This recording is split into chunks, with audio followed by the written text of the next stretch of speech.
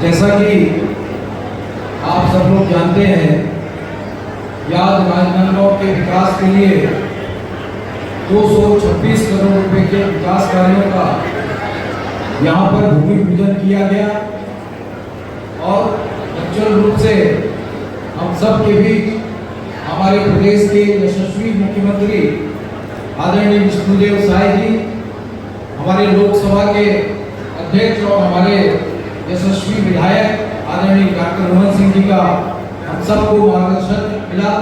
हम सब एक बार ताली बजाकर के उनका बहुत योगदान, अभिनंदन और स्वागत करते हुए आभार व्यक्त करते हैं। और इस भूमि पूजन कार्यक्रम के हमारे मुख्य अतिथि आदरणीय गजेंद्र यादव जी, जो हमारे स्कूल शिक्षा और गृह मंत्री हैं, हमारे प्रभारी मंत्री भी हैं, उनका बहुत बहुत अभिनंदन और स्वागत है। एक बार उनका अभिनंदन और स्वागत करेंगे। हमारे लोकप्रिय सांसद आदरणीय संतोष पांडे जी हम सबके बीच में उपस्थित है।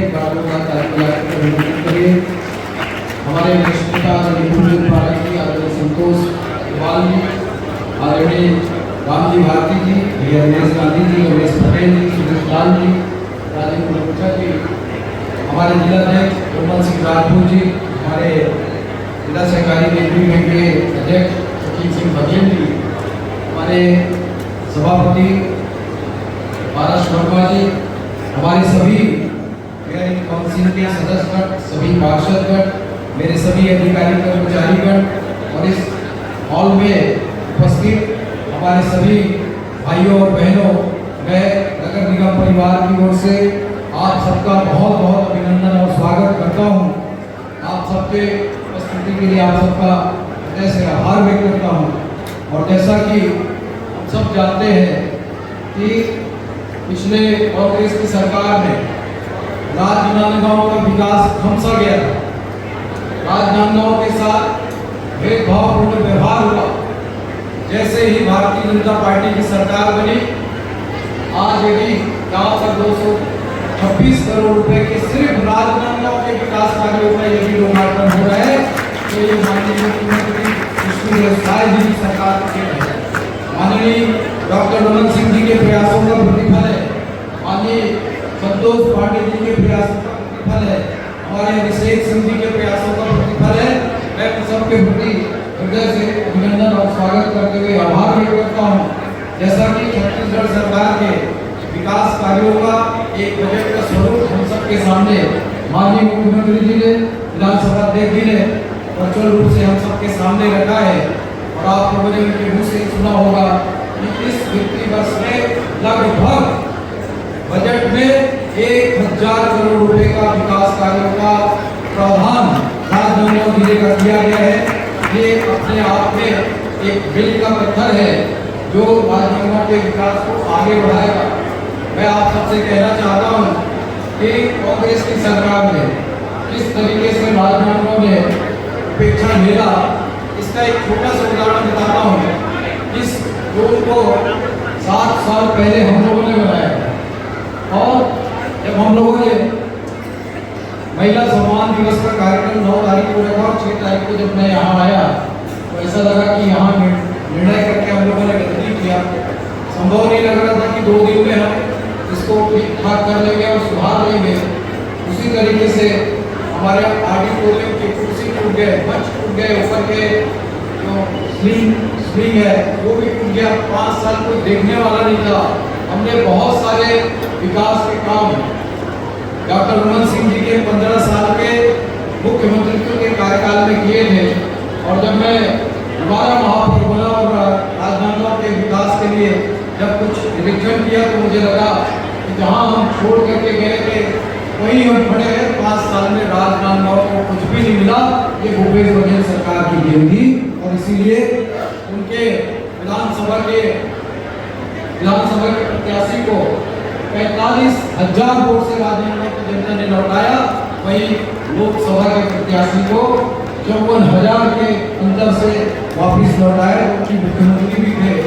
और महापौर के चुनाव में 45,000 के अंतर से उनके प्रत्याशी को लौटाया और 40 हमारे पार्षद जिता करके राजनांदगांव की जनता ने दिया। और राजनांदगांव की जनता ने जो ये विश्वास हमारी पार्टी के ऊपर, मुख्यमंत्री जी के ऊपर, डॉक्टर मनमोहन सिंह जी के ऊपर जो विश्वास जताया है, आने वाले 4 साल में भी हम उस विश्वास को पूरा करेंगे और राजनांदगांव को एक विकसित शहर बना करके आपके सामने लेकर के आएंगे। ये हमारे मुख्यमंत्री जी ने भी, हमारे नगरीय प्रशासन मंत्री जी ने भी, हमारे विधानसभा के अध्यक्ष जी ने भी और हमारे प्रभारी मंत्री जी ने भी, हमारे सांसद जी ने भी एक संकल्प लेकर के राजनांदगांव के विकास को आगे बढ़ाने का संकल्प लिया है। मैं आप सभी को अपनी ओर से विश्वास दिलाता हूँ कि जो भी काम राजनांदगांव का होगा उसे पूरी ईमानदारी और जिम्मेदारी के साथ मैं और हमारे 40 पार्षद पूरी करेंगे और राजनांदगांव को विकसित राजनांदगांव के रूप में खड़े करेंगे।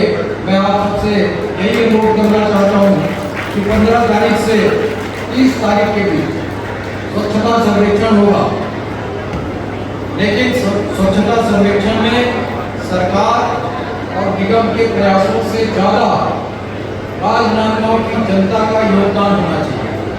राजनांदगांव की जनता से मेरा निवेदन है कि आप राजनांदगांव को नंबर 1 लाने के लिए जो हमारे प्रयास है उसमें साथ खड़े होकर के कंधे से कंधा मिलाकर के सहयोग करें। जैसा कि आप सब जानते हैं कि पिछले साल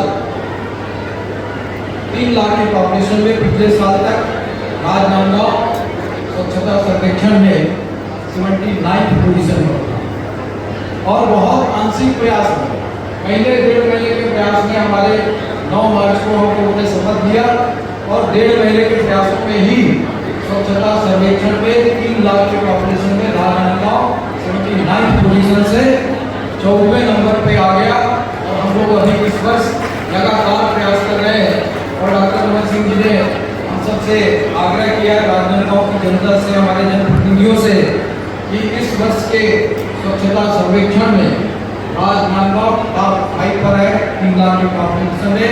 इसके लिए आप सबका आशीर्वाद, सहयोग हमको मिलना चाहिए ताकि हम राजनांदगांव को केवल संस्कारधारी नहीं, पूरे देश के अंदर टॉप 5 पे ला करके ये प्रदर्शित करें कि हम केवल संस्कारधारी ही नहीं है बल्कि अपने अधिकार और कर्तव्यों के प्रति भी जागरूक हैं और अपना कर्तव्य पूरा करके दिखा दिया कि राजनांदगांव 5 टॉप में है।